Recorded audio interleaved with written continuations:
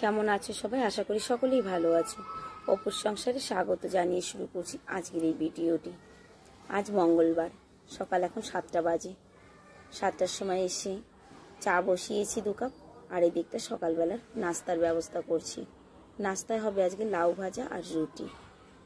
ছেলেদের স্কুল আছে, তবে হ্যাঁ, বড় ছেলে আজকে স্কুলে যাবে না, ছোট ছেলে যাবে। আগে চা খেয়ে তারপরে কাজটা শুরু করব। ভাবলাম চাটা হতে হতে ভাজিটা বসিয়ে দিই। যাই হোক, ভাজিটা বসিয়ে দিয়েছি।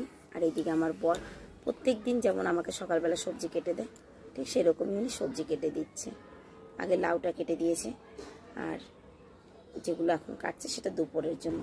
চা হয়ে গেছে, দুধটা গরম দিয়েছি, কারণ ছেলে 1 কাপ দুধ খেয়ে যাবে স্কুলে। বললো মা আমিও চা বিস্কুট খাবো। ঠিক আছে, খাও। বাপির পাশে এসে বসেছে, ও নাকি চা বিস্কুট খাবে। আর এদিকে লাউ ভাজাটা দেখো প্রায় হয়ে গেছে। লাউটা কিন্তু খুব সুন্দর ছিল। ছেলেকে জিজ্ঞাসা করলাম তুমি কি রুটি নেবে? বললো হ্যাঁ, একটা রুটি দাও, একটা ফ্রুটি নিয়েছে। আর এদিকে সে ব্যাগ গুছাচ্ছে, এখনো জুতো পরতে পারেনি। আর ওর বাপি বাইরে গিয়ে দাঁড়িয়ে রয়েছে ছেলের জন্য গাড়ি নিয়ে, ও এখনো জুতো পরেনি।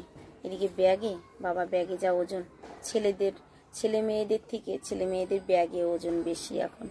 এত বই খাতা, ছেলের ওয়েট 15 কিলো, ব্যাগের ওয়েট 20 কিলো। বলো কি অবস্থা। আজ দাদা ভাই যাবে না করে দাদা ভাইয়ের টিফিনটা নিয়েছে ও, তবে ওর যে টিফিনের জায়গাটা ব্যাগে, সেখানে টিফিনটা আসছে না। যাই হোক, ছেলে আমাকে বায় বায় করে চলে গেল স্কুলে। বড় ছেলে ঘুমিয়ে আছে, আমি ততক্ষণ কাজগুলো সেরে নিই। অসম্ভব গরম। সকালবেলা চা করতে এসে চুলোর উপরে খানিকটা চা পড়েছে, আবার খানিকটা দুধও পড়েছে। এবার নোংরা চুলোতে কি রান্না করা যায় বলো? জানি না কে পারে কে পারে না, তবে আমি পারবো না। কারণ রান্নাটা পরিষ্কার পরিচ্ছন্ন জায়গায় না করলে ভালো লাগে। তো আগে চুলোটা পরিষ্কার করলাম। রান্না হবে আজকে কারি। এখানে আছে ঘোল, এখানে দিল্লিতে এটাকে বলে সাস।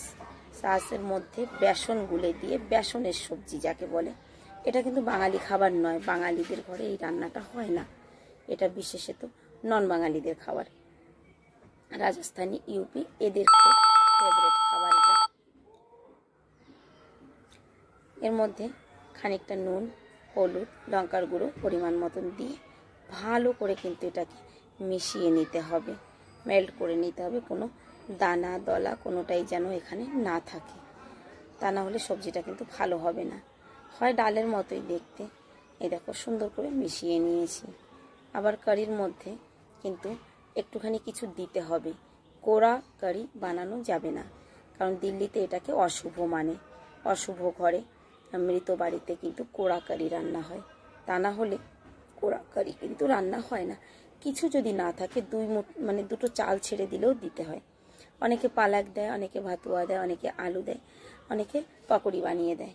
তবে আমার ছেলেরা এই পকোড়ি বানিয়ে দেওয়াটাই বেশি পছন্দ করে। আমার বড় ছেলে মাছ, মাংস, ডিম সব কিছু বাদ দিয়ে এইসব খাবারগুলো ভালো খায়। ছোট ছোট করে এই যে বেসনটা আমি গুলে নিয়েছিলাম কিন্তু নুন, হলুদ, লঙ্কার গুঁড়ো দিয়ে ছোট ছোট করে কয়েকটা পকোড়ি আমি বানিয়ে এর মধ্যে ছেড়ে দেব, যেহেতু কোড়া বানানোটা ঠিক না সেই জন্য। তবে কারিটা কিন্তু আমার পছন্দের না, আমি ভাতের সঙ্গে কিন্তু কারি খাই না। ছেলেরা খায়, 2 ছেলে খায়, ওর বাপিরও পছন্দ। এই বড়াগুলো করে সঙ্গে সঙ্গে কিন্তু এর মধ্যে ছেড়ে দিতে হবে। আর ওইদিকে আমি কিন্তু গ্যাসটা জ্বালিয়ে দিয়েছি, কারণ কারিটা রান্না হতে অনেক টাইম লাগে। ভালো করে যদি জাল না হয় তাহলে কিন্তু ফ্যান্তা ফ্যান্তা লাগবে, ভালো লাগবে না। আর আমি কড়ার থেকে তেলগুলো তুলে নিচ্ছি, কারণ তোমরা আমার আগের অনেক ভিডিওতে হয়তো দেখেছো আমি কম তেলে রান্না করি। বা অনেকে ভাবতে পারো দিদি ভাই তুমি কি কঞ্জুস? না ভাই, না বোন, কঞ্জুস নয়। ঘরে শান্তি বার্তা বানিয়ে রাখার জন্য যদি একটু কম তেলে রান্না করতে হয় তো ক্ষতি কি? তোমাদের দাদা ভাই আমাকে কিছু নিয়েই কখনো রোকটোক করে না, তবে সবজিতে তেল বেশি হলে তার মুখটা কালো হয়ে যায়। আর এই দিকটা আমি উচ্ছে আর আলু মিশিয়ে ভাজা বসিয়ে দিলাম, কারণ কারিটা অনেক সময় জাল হবে, তারপরেই দিতে হবে ফোড়ন। যতক্ষণ জাল হচ্ছে ততক্ষণ আমার ভাজি হয়ে যাবে। উচ্ছের মধ্যে একটা আলু কেটে দিলে তেতো ভাবটা কিন্তু একদমই থাকে না। দেখবে খালি উচ্ছে ভাজার থেকে একটা আলু দিয়ে যদি ভাজা হয় তবে কিন্তু খেতে বেশ ভালো হয়। ঢেকে ধীরে ধীরে ধীরে ধীরে ভাজতে হবে। কম তেলে ভাজার জন্য বা কম তেলে রান্না করার জন্য কিন্তু অনেক সময় লাগে, ঢেকে ঢেকে আরামসে করতে হয়। এদিকে ভাজিটা দেখো প্রায় হয়ে গেছে, আর এদিকে কারিতেও জাল প্রায় হয়ে এসেছে, তবে এখনো একটু বাকি আছে। ঘরে ছিল কতগুলো ভেন্ডি। ভাবলাম আজ আর করবো না, কিন্তু ভেন্ডিগুলো 2-3 দিন আগের আনা। আজ যদি না করি কালও করা হবে না। তার কারণ কাল আবার একাদশী। ভাবছি কাল থেকে আবার একাদশীটা শুরু করব। মাঝে বেশ কয়েকটা একাদশী ছুটে গেছে। এদিকে বাসন সামান্য কিছু আছে, চায়ের বাসন আছে, সকালে নাস্তার বাসনটা আছে, ভাজিটা হয়ে গেছে, ভাজিটা তুলে নিই। এই করার মধ্যেই কিন্তু আমি সোমবার দিয়ে দেব কারিটাকে। তবে এর মধ্যে আমি আরও একটা কথা তোমাদের বলি, এই যে লোহার কড়াইতে রান্না করাটা কিন্তু ভীষণ সুবিধে এবং ভীষণ ভালো। তুমি অ্যালুমিনিয়ামের কড়াইতে রান্না করতে গেলে একটা ভাজি বা একটা সবজি করে কড়াই ভালো করে ধুয়ে মেজে না নিলে কিন্তু আর একটা সবজি করা যায় না।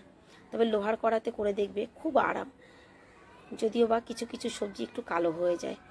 এইদিকে আমি কারিটাকে ফোড়ন দিলাম, তার মধ্যে দিয়েছি শুকনো লঙ্কা আর সর্ষে। অনেকে অনেক কিছু দেয়, ধনিয়া দিয়ে ফোড়ন দেয়, পেঁয়াজ দিয়ে ফোড়ন দেয়। তবে আজ তো মঙ্গলবার, পেঁয়াজ টেয়াজ চলবে না। যাই হোক, ছেলেরা স্কুল থেকে এসেছে, দুপুরবেলা খেয়ে দিয়ে একটু শুয়েছিলাম। তোমাদের দাদাভাই আজ দুপুরবেলায় বেরিয়েছে। এখন বাজে 6টা। 6টার সময় নিচে নেমে এলাম চা খাওয়ার জন্য। চা খাওয়ার টাইমটা কিন্তু আমার 4:30। তবে আজকে উনি ঘরে নেই যেহেতু, তো আমি শুয়েছিলাম। চা করলাম এই যে, আর ছেলেদের জন্য দুধ ঠান্ডা করলাম। ছেলেদের বলতে বড় ছেলে ঘরে নেই, টিউশনে গেছে, ছোট ছেলের জন্য।